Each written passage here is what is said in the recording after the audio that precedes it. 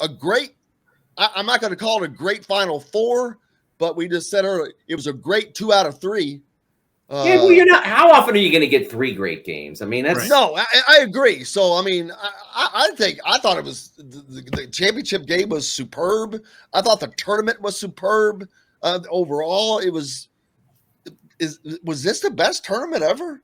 Oh, there's been some pretty amazing ones. It's hard to say that because you'd have to go back through 65 games, 67 games a year. So I'm not sure, but it was a great one. It really was good. I think part of the problem with saying it's the best tournament ever is the teams weren't great. That's part of what made this tournament what it was. This was not a great year for college basketball teams. There were some great players, and we saw a lot of those in the Big Ten. But it wasn't a great year for teams. Very, very poor point guard play. Not universal, but across the board, there were very few significant point guards, and you can see that reflected in our All-America team at Sporting News or anybody else's. I mean, the only point guard in the country who got any All-America attention at all was James Akinjo at Baylor, the only one. And I mean, that changes the way the game is being played. It's as if you had a college football season with no good quarterbacks. That makes a difference in how the game is played. So I think that it was likely to produce a lot of upsets, and it did. And some of the games were fabulous. The Duke Texas Tech game was fabulous. Michigan State game was fabulous. Obviously, the Carolina game, the championship game was wonderful. Some of the regional finals were duds, which was almost inevitable when St. Peter's made it, that Carolina was not going to make the mistakes that were made by other teams playing them. They went out and took that game over right away. So that game was kind of a dud. And then the second half of that last 10 minutes or so of the Kansas game against Miami was a dud. But it was really good up until Kansas flipped it because there was the chance that KU could go out to a 10 seed through the first 35 minutes or so, 25 minutes, I should say. There was a lot of good stuff. And, I think that I think that what we expected to happen happened. We expected it to be a difficult time for the favorites, and it was. And we did have a 1 seed win it, but, they really had to sweat to get there against the number 8 seed. Well, not only that, the Final Four itself, sorry to cut you off, Dustin, though, but had Villanova not gotten dealt that bad card with the injury, it would have been just as for a year that I've talked about all the parity and not having great teams everywhere, it would have been a tournament that had 4 of the absolute best teams in at least at the end of the year, without question. North Carolina is one that hadn't played well all year long, but found that gear at the end of the year. Kansas had a good run all season long. Villanova, I guess, picked it up, but it's Villanova. Jay Wright, that's what they do now. They go to the Final Four and win national championships here of late. And then, of course, Duke making a little surprising run as deep as they went, because I didn't think that the freshmen could go that long, but man, they turned into sophomores all of a sudden, and they caught a gear. But it would have been the bluest of blue blood finishes you could, minus Villanova scratching on blue blood territory, but it ended up where the chalk says you're going to end up, which is crazy. That how we got there was just nuts, I guess. Yeah, I think that Carolina played really well during March and got a lot done, and taking out Baylor was important for them, because once they did that, they had a shot. And I thought UCLA played Carolina great and maybe should even have advanced, but Jaime Jaquez was hurt too, and that affected them. He shot very poorly in that game and had a lot of good chances, and probably should have allowed some others to take their chance, given how much he struggled because of the ankle. Because defensively, they did everything they needed to win that game, with the exception of allowing Caleb Love to shoot from 25 feet. What are you going to do, tackle him? He's out there shooting from 25 feet, man. There's not much you can do. and he made a bunch of them. 6 3-pointers in the game, 5 in the second half. There wasn't much that UCLA could do, and they still lost close. So I thought that was one of the better games of the tournament as well.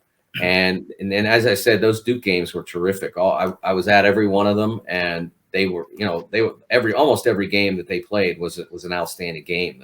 The Duke Texas Tech game may have been the best game of the tournament. Yeah, it was fabulous. The Texas Tech, such a rugged group, plays such tremendous defense. They're not a great offensive team, and Kay was very smart to go to the zone and basically use that against them, and it worked. And until the very end, when they flipped back to man, and they were able to do that effectively enough to finish the game. Mike, I wanted to ask you real quick. The Big Ten, you mentioned, had a lot of really good players: Johnny Davis, Kofi Coburn, Keegan Murray, Jaden Ivey. But for the second straight year, they didn't get to the Final Four. They didn't get past the Sweet 16. Is it a style thing? Is it just a bit of a rut? Is it officiating? Is there an answer to why the Big Ten has struggled the last few years, or is it just one of those things where it's just been the matchups? Dustin, I think people are trying to make it into a thing when it's not a thing. I mean, last year was terrible. I have no reservation about that at all. And so, just so people understand, and sometimes most people don't allege this, but some people do. Because I work for the Big Ten Network, I'm defending them or whatever. Last year was awful. I mean, 2021, they were terrible. They had multiple number 1 seeds, a 2 seed in Ohio State, and none of them got to the Final Four. Only one got to even the Elite 8, and only one got to the second weekend. It was a dreadful performance. This year, I don't know how people can miss the fact, like, they put numbers by their names, okay? Right. 1, 2, 3. If you're a 3, you're supposed to lose in the Sweet 16. If you're a 1 or a 2, you're supposed to play in the Elite 8. Big Ten didn't have any of those and didn't deserve any of those. It was a better year than they probably expected to have, to be able to get 9 teams in the field. But 5 of them, I think 5, were seeded. 5 of them were seeded to lose in the first 2. First 2 rounds, either first game or second game. And then beyond that, you had Purdue, you had Illinois, you had Iowa and Michigan. What was the fourth? Wisconsin. Okay. So yeah, I mean, a couple of those didn't do great, but they didn't do, they lost 1 game earlier than they should have. Michigan won 2 more games than they should have, so it kind of balanced that out a little bit. I did the math on this, and the Big Ten won 1 fewer game than they were seeded to win. That's something that you won't see because it's so much easier. So many people out there want to bash the Big Ten.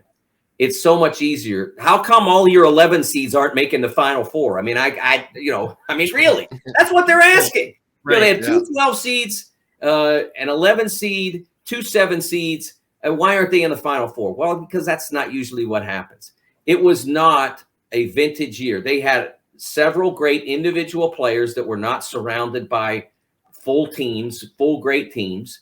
The one true disappointment of this tournament, Purdue, yeah, losing to St. Peter's.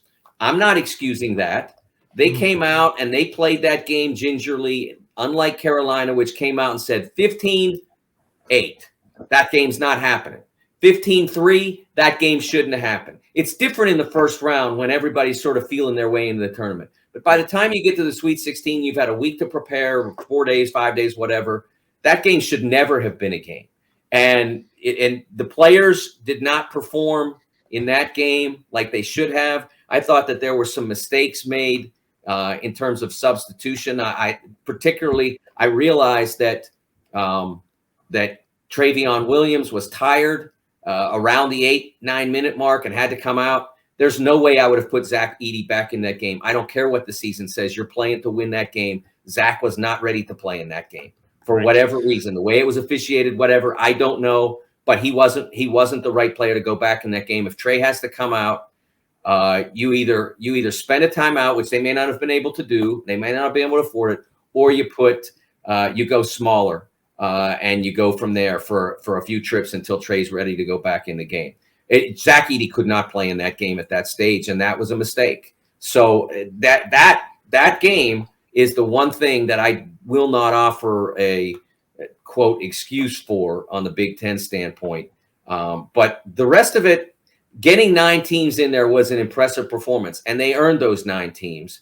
But I didn't expect them to do great in the tournament because the teams weren't complete. Wisconsin didn't have enough to go with Johnny Davis by the end of the year. It just wasn't working anymore. Illinois, the injury to Andre Curbelo never really resolved itself. Iowa, bad matchup, first round, could have won, didn't perform well enough, went home. But I don't think it was the idea that because you had 2 tournaments in which you didn't do particularly well means you never do well is become a kind of a persistent Twitter thing. And just go back to 2010. They still have up going into this year. They had more Final Four teams than any conference at all. They had the second best winning percentage of all teams going back to 2010. They had the second most victories total. It's just something that people do because, honestly, Dustin, they jet into March. They act like they know what they're talking about, but they don't really pay any attention to the rest of the season or even the history that they're supposedly attaching this league to.